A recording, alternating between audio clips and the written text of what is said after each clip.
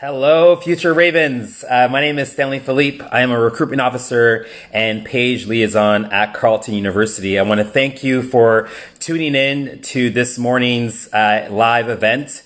We've got a really jam-packed day today on Instagram Live. I'm going to be chatting with a couple of students in a few minutes from our Faculty of Arts and Social Sciences. And then at 1 o'clock this afternoon, I'll hop back on Instagram Live to chat with more students from our Faculty of Public Affairs. And then at 2:30 p.m., we'll continue our week-long series where we've been spotlighting our Student Experience Office, more specifically the CU 1001 course. So with that in mind, I'm curious to know if there's anyone out there that's been tuning in to either our Instagram Lives or our webinars. We've been doing this CU at Home program for a few weeks now. So if you've been watching us online, maybe throw in a fire emoji in the old comment section. Love to see if you've been tuning into all of our different webinars and Instagram Lives this month. It's been a really great month. Very awesome to be able to connect with our students, our future students, as we gear up for the fall. And so I see that a couple of fire emojis, AVJ _56. Thank you for that. I'm glad you've been tuning in. Carl from Carleton, thank you. Of course, Mira _Gillis and so on. So I'm glad you guys are tuning in because it's what we love to do. We love to connect with you as much as we possibly can. Just a reminder of what's going to be happening over the next couple of days. So like I mentioned, in a couple of minutes, I will be chatting with a few students from our Faculty of Arts and Social Sciences. We're going to have another chat with two more students from the same faculty tomorrow. So if you are a student that is looking at our Bachelor of Arts, our Bachelor of Humanities, other programs within our Faculty of Arts and Social Sciences, you're going to want to tune in because it's great to be able to chat about the program direction and all that good stuff from my perspective. But honestly, our students are the heartbeat of our institution, and so it's really important for us to be able to hear again from our students. So I'm going to bring in our first student in a minute. Their name is Kala, and it'll be really fun to be able to chat with them. I am curious to know where people are coming in from. So if you're tuning in from Toronto, from Ottawa, from Vancouver, maybe from around the world, maybe let us know in the comment section, and I'll try to give some shout out to some of the different locations that you are currently located at. So with that, I'm going to try to get Kala in here and have a conversation. So we'll see how this one goes. So as Kala comes in, we see Guelph is in the house today. So shout out to Guelph. Malaysia, thank you for watching all the way from Malaysia as well. So Kala, are you there? Hey, yeah. I don't think the video is showing up again though. Yeah, so I gotta let everybody know what's happening. So earlier this morning we did a bit of a trial run, and the video feed wasn't working as well. So, but I still want you guys to hear what Kala has to say. So, Kala, if you don't mind, we're gonna still go through with some of the questions here, and then hopefully we'll be able to at least from an audio perspective allow you to kind of share your story. So, first off, tell us where you are calling in from. I'm calling in from Ottawa. I graduated at the end of April, and then I took a little bit of time off to be with family, and now I'm back in Ottawa just working for the summer. Awesome. So you're in the nation's capital. That's good to hear. And now you are a student in our Childhood and Youth Studies program, and I also understand that you're really, really passionate about art therapy. So maybe you can start off by telling us how you've been able to kind of weave in your artistic talents and your passions into the degree program. Yeah. So I kind of had 2 points for that based on like where my time at Carleton has taken me. First off, I love teaching and doing art with kids. I've done this in the classroom, and I did this at my practicum, which I did at the Sophia House. It's a home for new refugees to Canada. And that I really loved because the kids and I rarely spoke the same language. And so art was this way for us to communicate and to be connected despite this language gap. And it's something tangible that you create. And at the same time, there's the flexibility. You can't really do it wrong. I also work on a project called Drawing Queer and Trans Families, and that was centered around art-based interviews. So kids would draw their families and then would discuss the drawing and the meaning behind it. In childhood and youth studies, there's a huge problem where we discuss how research is often done on children rather than with children. And if you're not able to sort of dismount that academic high horse and adapt to new methods of communication and research, you're not going to get to know what kids have to say. So that's really critical. Yeah, I'd really love to get more like recognition with non-traditional forms of therapy like art or music and like physical activity and sports as well, because talk therapy and counseling, it can be really inaccessible.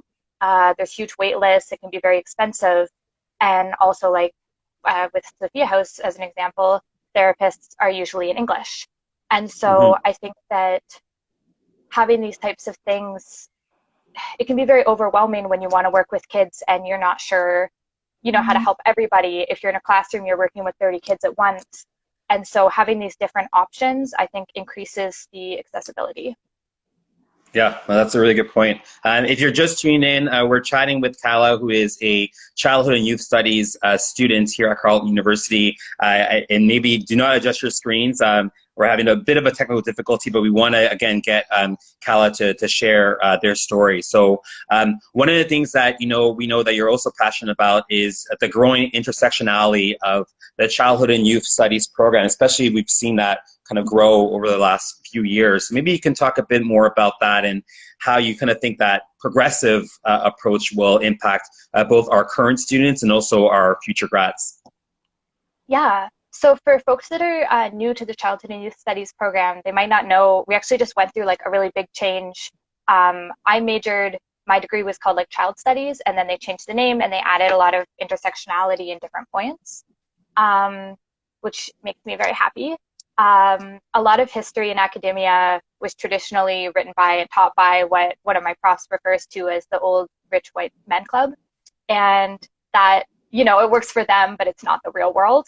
And so I'm really happy how Child and Youth Studies is increasing their courses with different cultures, non-Westernized childhood, and they also are bringing in from other subjects, Indigenous studies, queer studies, disability studies, and so on. I think that's critical if you want to work with kids, but also just for everyone. If you want to be, in the real world, it's fascinating. You learn so much, and it also allows you to be a more understanding and empathetic person. So I really hope this keeps pushing students to stay curious.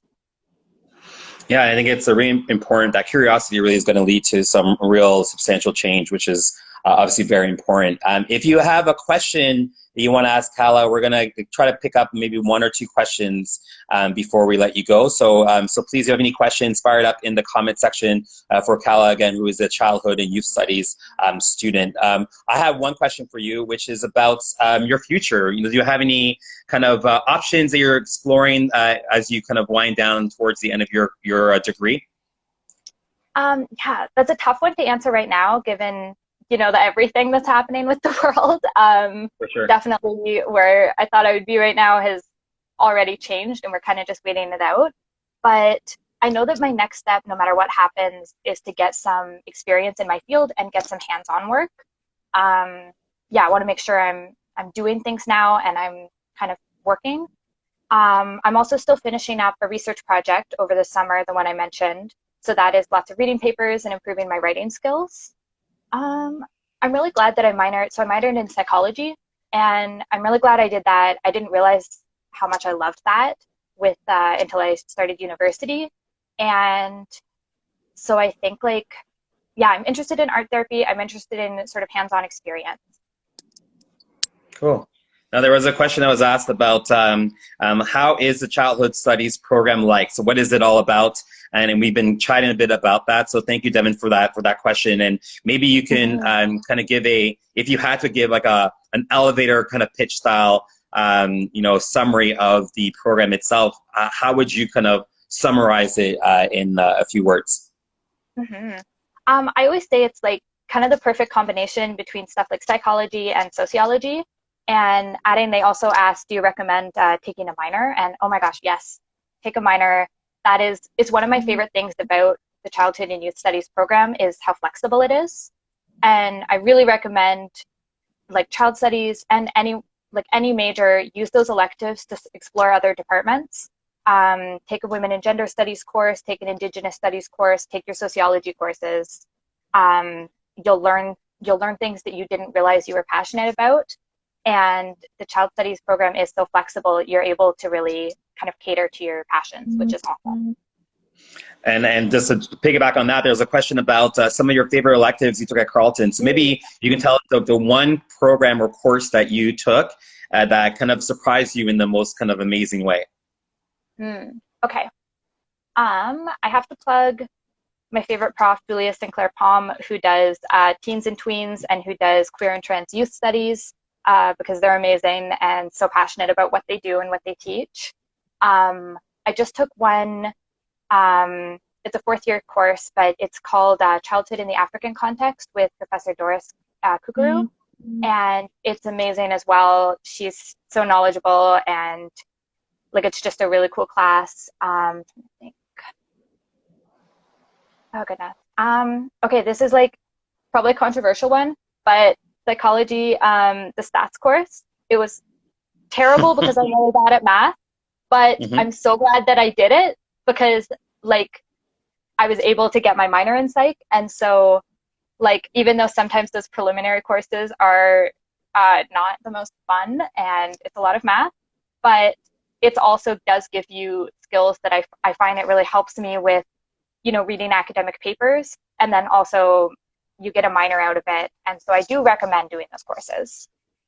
That's exactly how I describe running. When I go for runs, I always tell myself, you know what, this is painful, it's horrible, and then once it's done, I feel like, wow, I gained something out of it. So I know exactly what you mean. Exactly.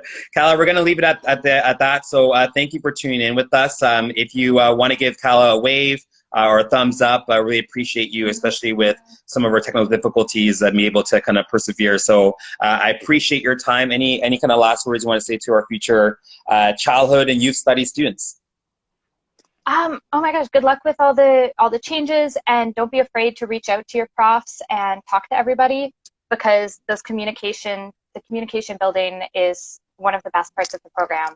So talk to people, participate in class, and you're going to love it. Awesome. Thank you so much. Thank you. All right, so we've got another student as me checking in with us in a couple of minutes, but I want to remind you that there are, again, a lot of really great things are happening today in the kind of virtual spaces that you'll find us in. So on Instagram Live at 1 p.m., I'll be back online to talk with a couple more students in our Faculty of Public Affairs. And at 2:30 p.m., our Student Experience Office will be on Instagram Live to continue to roll out our CU 1001 mini course, which is a free course that you're going to want to take if you are planning on coming to Carleton in the fall. And then finally, we'll wrap the day up in Microsoft Teams world, where our law department will be chatting a bit more about their area. So if you are thinking about studying in law, you'll want to go check that out. Well, right now, and I've got the request, which is great, I'm going to bring in Midran, who is a student in our History and Theory of Architecture program. So let's see how this goes.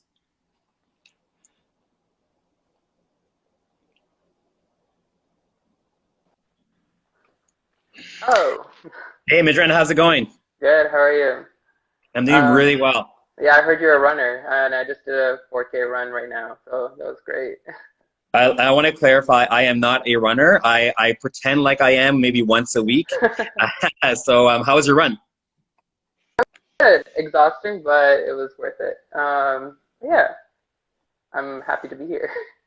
Good, happy to have you. Okay, so maybe tell us a bit more of, well, to start things off, tell us about your program, because the History and Theory of Architecture program is a pretty unique one. Just tell us more about what that's all about. Yeah, it's the History and Theory of Architecture program. It's probably one of the unique programs at Carleton, because it's like the only one-of-a-kind program in all of Canada, or probably in the world, that is like an undergraduate degree. Most of the time it's a master's degree that's more specific to like History and Theory of Architecture. But honestly, it was just like after my first like course of History and Theory of Architecture, it was just amazing, and then I just fell in love with it, and now I'm here. I'm going to fourth year. That's awesome. But basically, yeah. So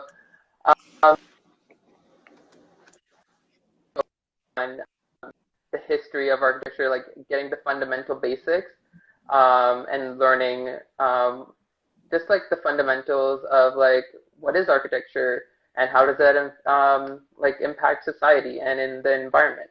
Yeah. So you mentioned that kind of last part about, understanding what architecture is. So a lot of students and that decide to go into our history and theory of architecture program have an architect flair in their kind of disposal, after there's disposal. So how are you how would you think it would be the kind of the best way to connect architecture and careers in architecture to this type of program? I think like architecture is like very like broad. Like you can go any way with it, and like now in going to fourth year, I'm also looking into masters after. So I'm like, okay, how do I get into masters and like figuring all that out. And then I learned that like a lot of people from different like fields, like biology, will go into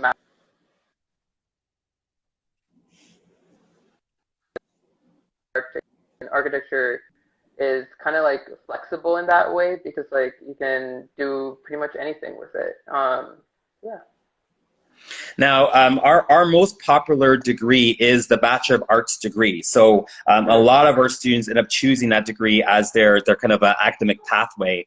So in that program, or in a degree like the BA, how were you able to find your community? How were you able to connect with either the folks in your specific departments or in the faculty as a whole? Honestly, like being a part of the HTA program, I got to know my peers, but also since the HTA program is really small, I get to know my upper years, which is helpful because like I get to ask them like, hey, I'm taking this course. How do you feel about like how'd you do on that course? So like, what are tips? And I also get to know like I got to know how they're applying. They're also doing like Masters of Architecture next year, so I got to know like some tips of how I could like gain knowledge and like how to apply successfully for that program. Now, I understand you have a bit of a traveling bug, so you've traveled a little bit with your program. Maybe tell us a bit about those experiences. I know right now maybe not be the most opportune time, obviously, globally, but when we do get back to normal, having those connections to the global community will still be important. So maybe talk a bit more about your experience traveling. Yeah, definitely.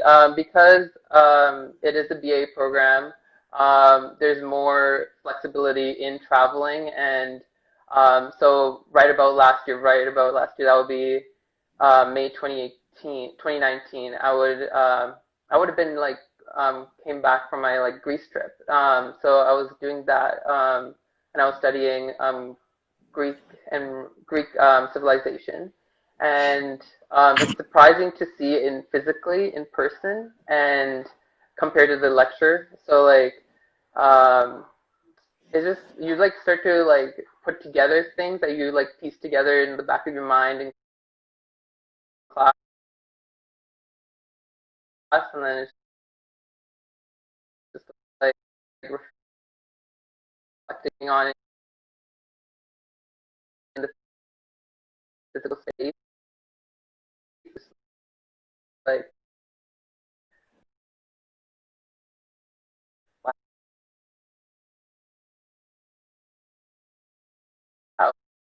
I did not know that.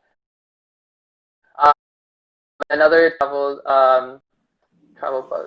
adventure that I did was at Venice, Italy. So sad what's going on in Italy, but I was there for the fall semester in um,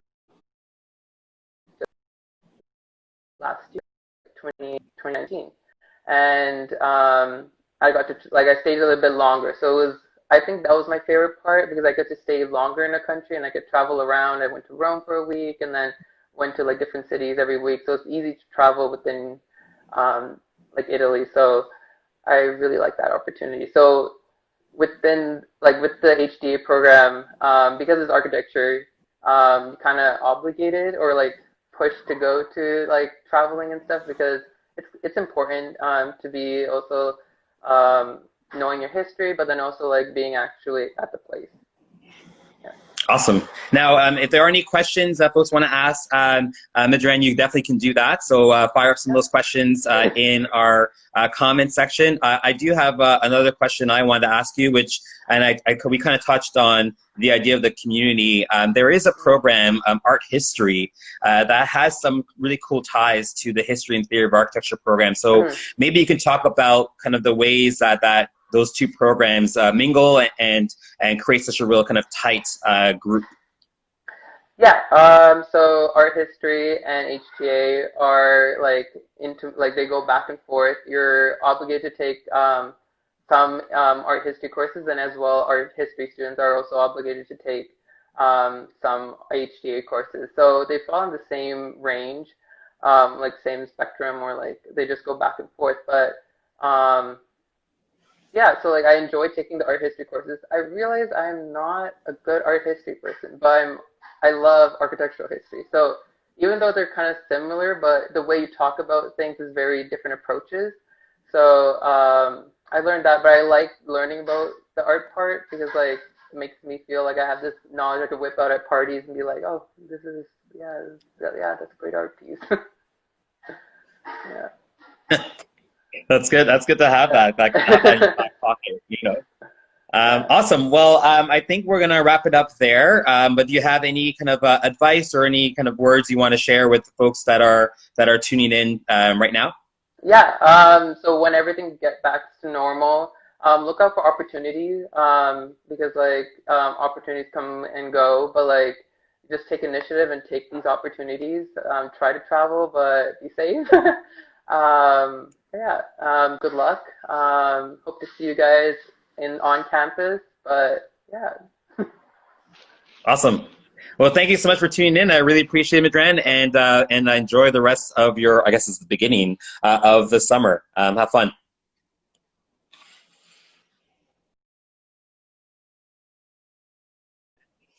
All right, and just like that, we've come to the end of today's or this morning's Instagram Live. So I want to thank you all for tuning in. And again, I want to remind you that we'll be back online live at 1 p.m. Right here on our Carleton_Future account.